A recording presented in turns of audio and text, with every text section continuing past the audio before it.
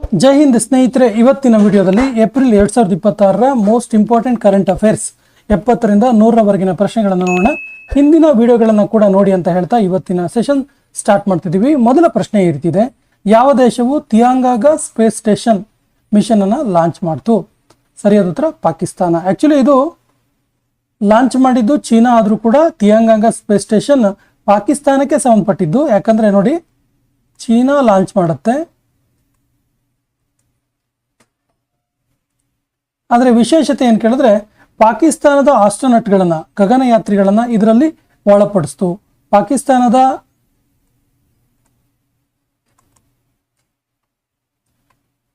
ಇಬ್ಬರು ಗಗನಯಾತ್ರಿಗಳು ಇದರಲ್ಲಿ ಭಾಗಿಯಾದರು. ಪಾಕಿಸ್ತಾನದ ಇಬ್ಬರು ಗಗನಯಾತ್ರಿಗಳು ಭಾಗಿಯಾಗ್ತಾರೆ. ಒಬ್ಬರು ಮೊಹಮ್ಮದ್ ಜಿಶಾದ್ ಅಲಿ ಅಂತೇಳಿ,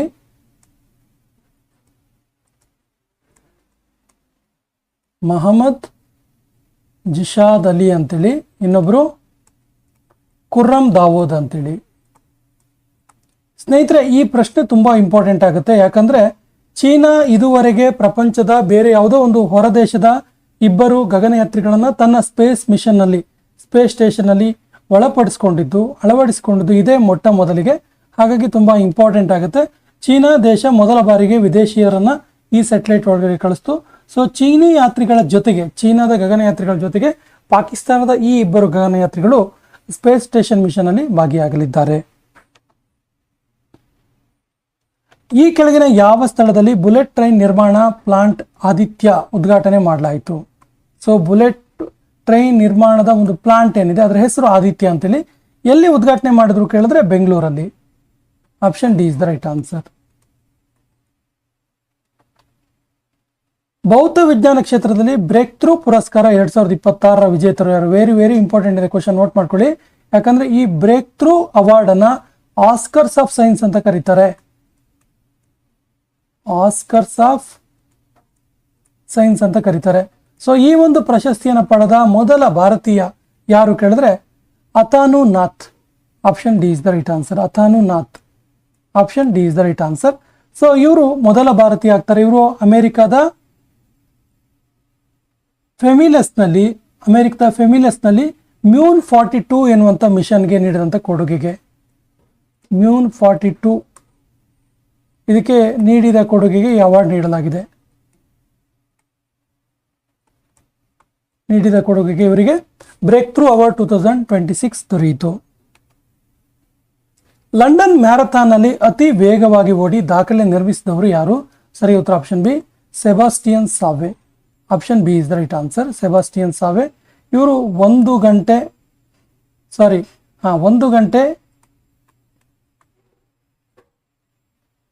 59 ನಿಮಿಷ 30 ಸೆಕೆಂಡ್ನಲ್ಲಿ ಈ ಒಂದು ಮ್ಯಾರಥಾನ್ನ ಪೂರ್ಣಗೊಳಿಸ್ತಾರೆ. ಇದೊಂದು ವರ್ಲ್ಡ್ ರೆಕಾರ್ಡ್ ಆಗುತ್ತೆ. ಯಾಕಂದ್ರೆ ಈ ಅವಧಿಯಲ್ಲಿ ಅವರು ಓಡಿದ ದೂರ 42.195 ಕಿಲೋಮೀಟರ್.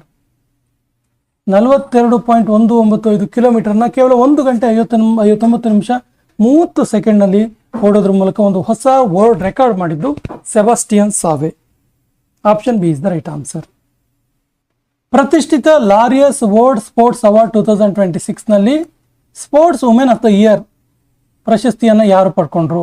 ಯಾವ್ದಿದು ಪ್ರೈಸ್ ಯಾವ್ದು ಕೇಳಿದ್ರೆ ಲಾರಿಯಸ್ ವರ್ಲ್ಡ್ ಸ್ಪೋರ್ಟ್ಸ್ ಅವಾರ್ಡ್ 2026. ಇದರಲ್ಲಿ ಯಾವ award? Sportswoman of the year award ವಿಜೇತರು ಯಾರು ಕೇಳಿದ್ರೆ ಸರಿಯಾದ ಉತ್ತರ Aryna Sabalenka. Option C is the right answer. So Aryna Sabalenka ಅವರದು ಯಾವ ದೇಶ? ಬೆಲಾರಸ್. ಬೆಲಾರಸ್ ದೇಶದ ಅರಿಯಾನಾ ಸಬಲೆಂಕಾ ಅವರಿಗೆ sportswoman of the year award ಆಯಿತು. ಅದರ ಜೊತೆಗೆ ಪುರುಷರ sportsman of the year award ಯಾರಿಗೂ ಸಿಕ್ತು ಕೇಳಿದ್ರೆ ಕಾರ್ಲಸ್ ಅಲ್ಕರಾಸ್.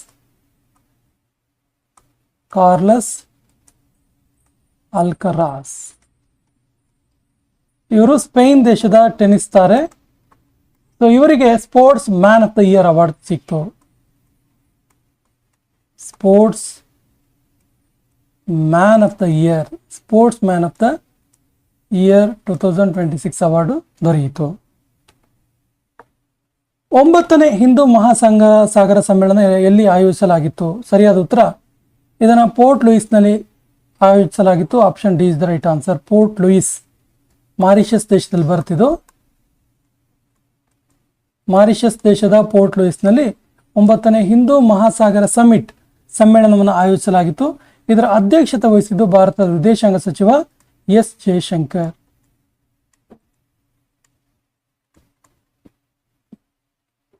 ಇದರ ಅಧ್ಯಕ್ಷತೆಯನ್ನು ವಹಿಸಿದ್ರು ಭಾರತದ ವಿದೇಶಾಂಗ ಸಚಿವ ಇವರು. ಸೊ 2026ರ ಹಿಂದೂ ಮಹಾಸಾಗರ ಸಮ್ಮೇಳನದ ಥೀಮ್ ಈ ರೀತಿ ಇದೆ, collective stewardship for Indian ocean governance ಅಂತೇಳಿ. ಕಲೆಕ್ಟಿವ್ ಸ್ಟೀವರ್ಡ್ಶಿಪ್ ಫಾರ್ ಇಂಡಿಯನ್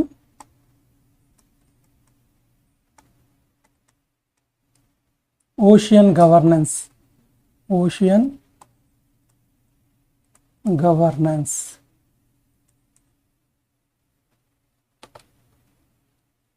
ಪ್ರಧಾನಮಂತ್ರಿ ನರೇಂದ್ರ ಮೋದಿ ಅವರು ಶ್ರೀ ಗುರು ಭೈರವೈಕ್ಯ ಮಂದಿರವನ್ನು ಎಲ್ಲಿ ಉದ್ಘಾಟಿಸಿದರು? ಸರಿಯಾದ ಉತ್ತರ, ಮಂಡ್ಯದಲ್ಲಿ. Option B is the right answer. ಮಂಡ್ಯದಲ್ಲಿ ಇತ್ತೀಚೆಗೆ ಪ್ರಧಾನಮಂತ್ರಿ ನರೇಂದ್ರ ಮೋದಿ ಅವರು ಶ್ರೀ ಗುರು ಭೈರವೈಕ್ಯ ಮಂದಿರವನ್ನು ಉದ್ಘಾಟನೆ ಮಾಡ್ತಾರೆ. ಇದು ಆದಿಚುಂಚನಗಿರಿ ಮಹಾಸಂಸ್ಥಾನದ ವ್ಯಾಪ್ತಿಯಲ್ಲಿ ಬರುತ್ತೆ. ಆದಿಚುಂಚನಗಿರಿ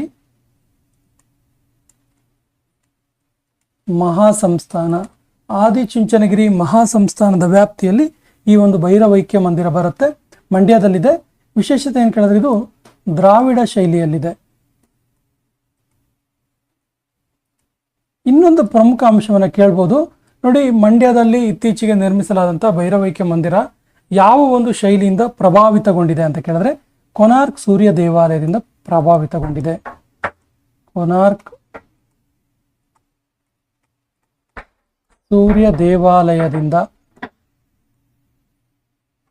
ಇನ್ಸ್ಪೈರ್ ಆಗಿದೆ, ಪ್ರಭಾವಿತವಾಗಿದೆ.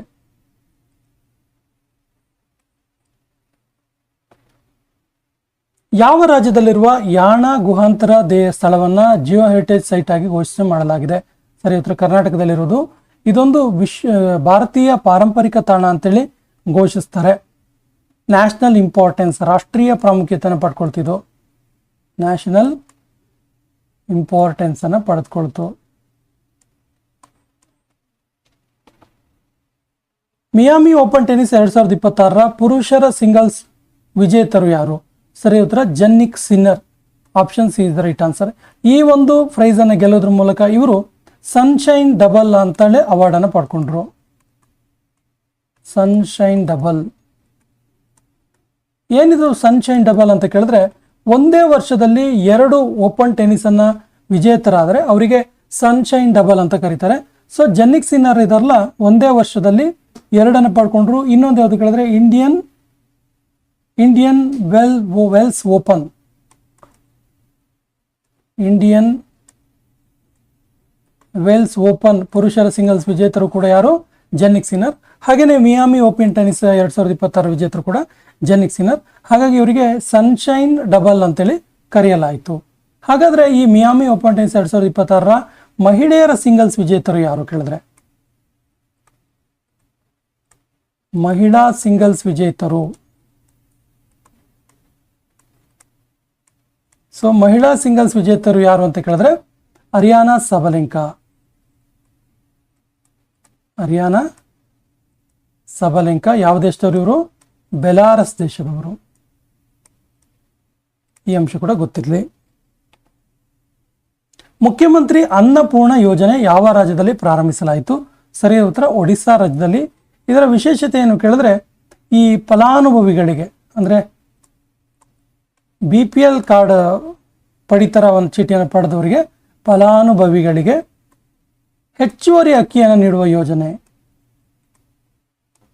ಹೆಚ್ಚುವರಿ ಅಕ್ಕಿ ರೇಷನ್ ನೀಡುವುದು ಈ ಒಂದು ಯೋಜನೆಯ ಉದ್ದೇಶವಾಗಿದೆ. ಹೆಚ್ಚುವರಿ ಅಕ್ಕಿಯನ್ನು ನೀಡ್ತಕ್ಕಂಥದ್ದು ಮುಖ್ಯಮಂತ್ರಿ ಅನ್ನಪೂರ್ಣ ಯೋಜನೆ, ಒಡಿಶಾ ರಾಜ್ಯದ್ದು. 8ನೇ ನ್ಯಾಷನಲ್ ನ್ಯೂಟ್ರಿಷನ್ ಫಾರ್ಟ್ ನೈಟ್ ಅಭಿಯಾನ ಎಲ್ಲಿ ಪ್ರಾರಂಭಿಸಲಾಯಿತು? ಸರಿ ಉತ್ತರ, ಮಹಾರಾಷ್ಟ್ರದ ಅಹಲ್ಯ ನಗರದಲ್ಲಿ ಪ್ರಾರಂಭಿಸಲಾಯಿತು.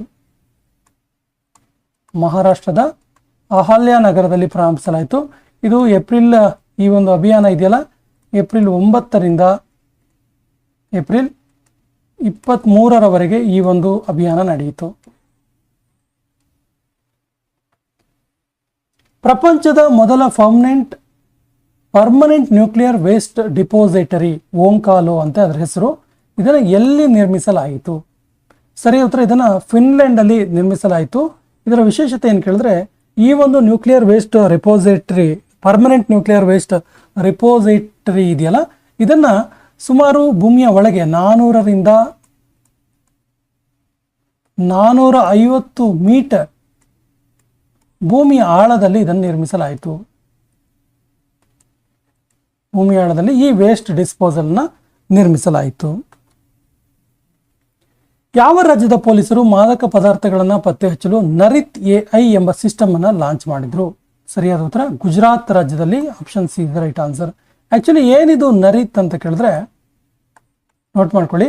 ನರಿತ್ ಅಂದ್ರೆ narcotics analysis and RAG based investigation tool ಅಂತೇಳಿ.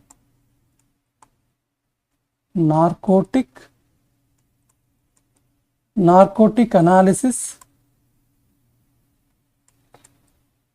and rag based investigation tool.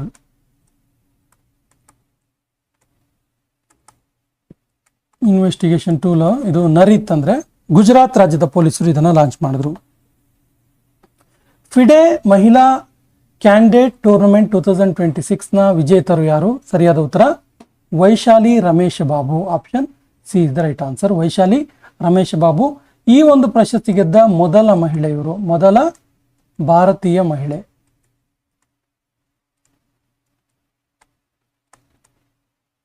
FIDE women candidate tournament ಅನ್ನು ವಿಜೇತರಾದ ಮೊದಲ ಭಾರತೀಯ ಮಹಿಳೆ ವೈಶಾಲಿ ರಮೇಶ್ ಬಾಬು. ಭಾರತದ ಮೊದಲ ಕ್ವಾಂಟಮ್ ಕಂಪ್ಯೂಟರ್ ಯಾವ ನಗರದಲ್ಲಿ ಲಾಂಚ್ ಮಾಡಲಾಯಿತು? ಸರಿಯಾದ ಉತ್ತರ Amaravati. Option A is the right answer.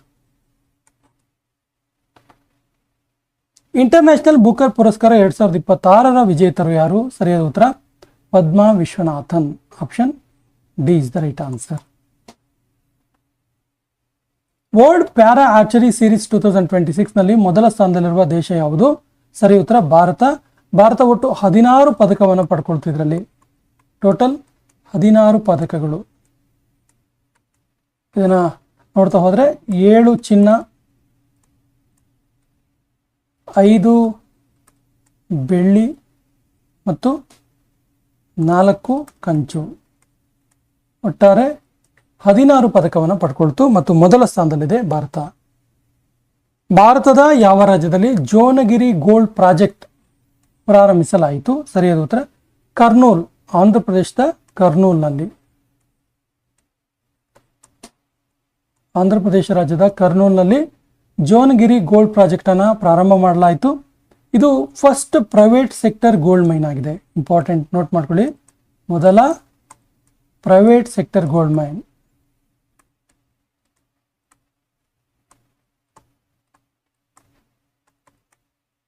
ಎಲ್ಲಿ ಶುರು ಮಾಡಿದ್ದು? ಆಂಧ್ರ ಪ್ರದೇಶದ ಕರ್ನೂಲ್ನಲ್ಲಿ. ವಿಶ್ವ ಪ್ಯಾರಾ ಅಥ್ಲೆಟಿಕ್ ಚಾಂಪಿಯನ್ಶಿಪ್ 2026ರ ಆಯೋಜನೆ ಮಾಡುವ ನಗರ ಯಾವುದು? ಸರಿಯಾದ ಉತ್ತರ Tashkent. Option D is the right answer.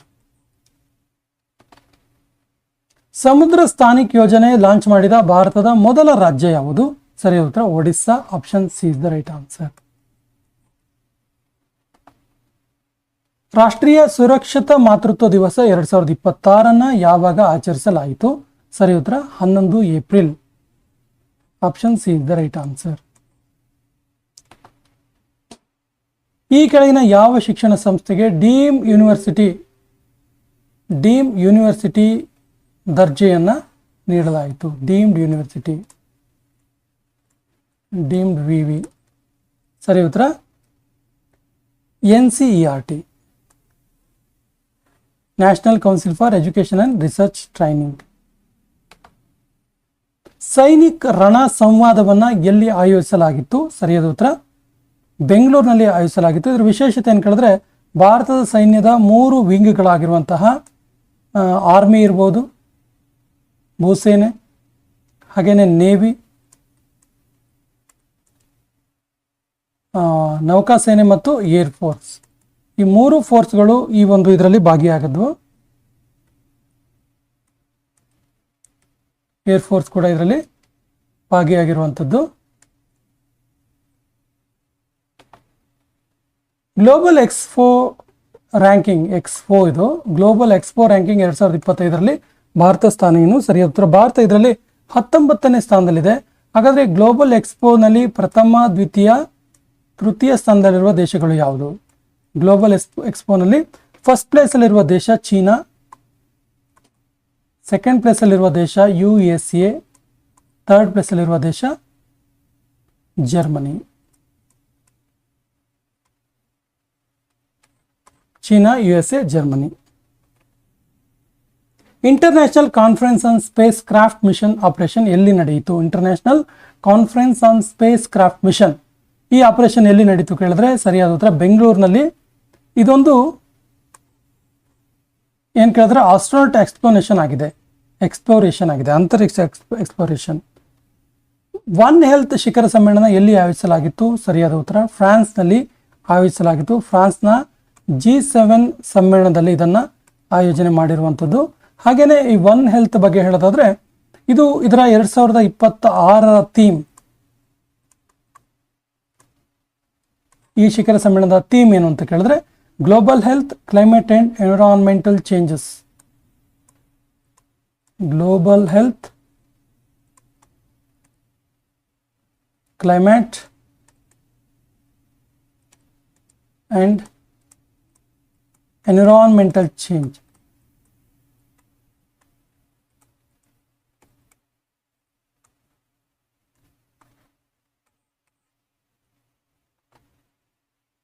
ಭಾರತದಲ್ಲಿ ಮೊದಲು ಜಾತಿ ಆಧಾರಿತ ಸಾಮಾಜಿಕ ಆರ್ಥಿಕ ಜನಗಣತಿಯನ್ನು ಪ್ರಾರಂಭಿಸಿದ ರಾಜ್ಯ ಯಾವುದು? Caste basis. ಸರಿಯಾದ ಉತ್ತರ ಪಂಜಾಬ್ ರಾಜ್ಯ ದೇಶದಲ್ಲಿ ಮೊದಲ ಜಾತಿ ಆಧಾರಿತ ಸಾಮಾಜಿಕ ಆರ್ಥಿಕ ಗಣತಿಯನ್ನು ಪ್ರಾರಂಭಿಸಿತು. ಹಾಗೇನೆ ಪಂಜಾಬ್ ರಾಜ್ಯದ ಬಗ್ಗೆ ಹೇಳೋದಾದ್ರೆ ಇದರ ರಾಜಧಾನಿ ಚಂಡೀಗಢ. ಪಂಜಾಬ್ನ ರಾಜಧಾನಿ ಚಂಡೀಗಢ. ಹಾಗೇನೆ ಇಲ್ಲಿನ CM ಭಗವಂತ ಮಾನ್.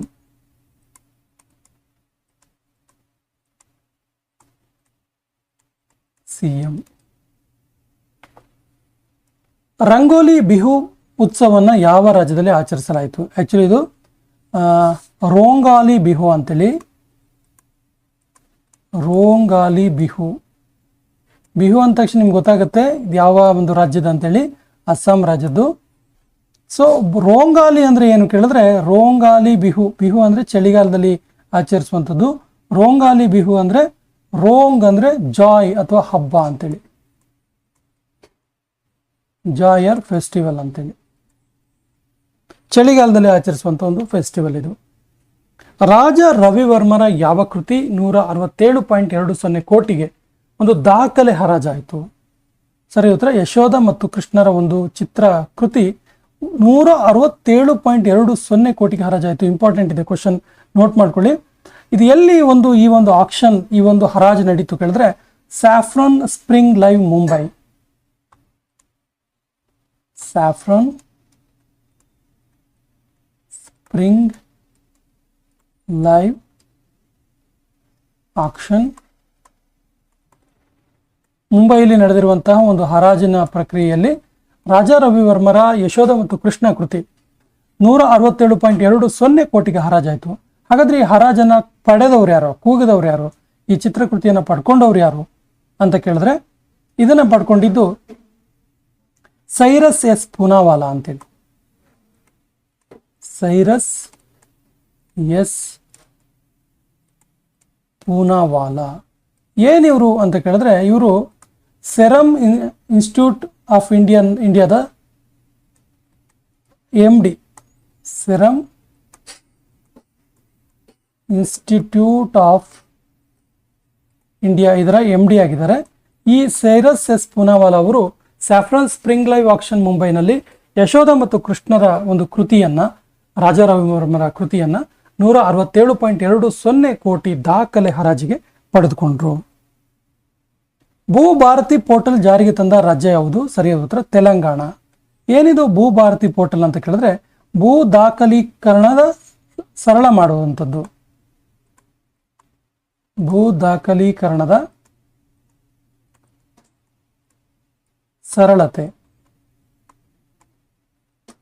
ಸರಳತೆ ಮಾಡುವಂಥದ್ದು ಏನು ಕೇಳಿದ್ರೆ ಭೂ ಭಾರತಿ ಪೋರ್ಟಲ್ ಉದ್ದೇಶ ಜಾರಿಗೆ ತಂದಿದ್ದು ತೆಲಂಗಾಣ. ಈ ಸೆಷನ್ ಕೊನೆಯ ಪ್ರಶ್ನೆ ಈ ರೀತಿ ಇದೆ, ನಮೋ ಡ್ರೋನ್ ದೀದಿ ಯೋಜನೆ ಜಾರಿಗೆ ತಂದ ರಾಜ್ಯ ಯಾವುದು? ಆಪ್ಷನ್ಸ್ ಈ ರೀತಿ ಇದೆ, ಆಂಧ್ರ ಪ್ರದೇಶ್, ತೆಲಂಗಾಣ, ಕರ್ನಾಟಕ, ತಮಿಳುನಾಡು. ಸರಿಯಾದ ಉತ್ತರವನ್ನು ಕಮೆಂಟ್ ಬಾಕ್ಸಲ್ಲಿ ಕಮೆಂಟ್ ಮಾಡಿ. ಸ್ನೇಹಿತರೆ, ನಮ್ಮ ಹಿಂದಿನ ವಿಡಿಯೋಗಳ ಲಿಂಕನ್ನು ಡಿಸ್ಕ್ರಿಪ್ಷನ್ ಬಾಕ್ಸಲ್ಲಿ ಹಾಕಿರ್ತೀವಿ. ನಮ್ಮ ಹಿಂದಿನ ವಿಡಿಯೋಗಳನ್ನು ನೋಡಿ ಮತ್ತು ನಮ್ಮ ಚಾನಲ್ ಫಸ್ಟ್ ಟೈಮ್ ನೋಡ್ತಾ ಇದ್ರೆ ಸಬ್ಸ್ಕ್ರೈಬ್ ಮಾಡೋಕ್ಕೆ ಮರಿಬೇಡಿ ಅಂತ ಹೇಳ್ತಾ ಇವತ್ತಿನ ಸೆಷನ್ ಕಂಪ್ಲೀಟ್ ಮಾಡ್ತಾ ಇದ್ದೀವಿ. ಜೈ ಹಿಂದ್.